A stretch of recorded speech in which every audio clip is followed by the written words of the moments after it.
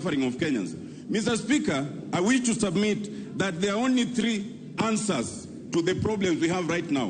One, austerity measures.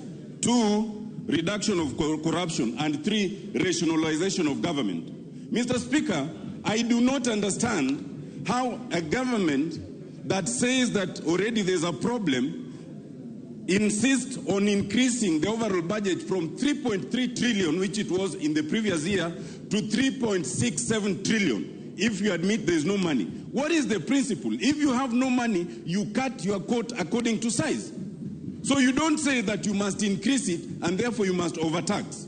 Secondly, Mr. Speaker, how does a government that says we are short of money explain why you must create offices that we do not need? You do not need the office of the Prime Cabinet Secretary. You do not need all the 24 cabinet offices. The Constitution allows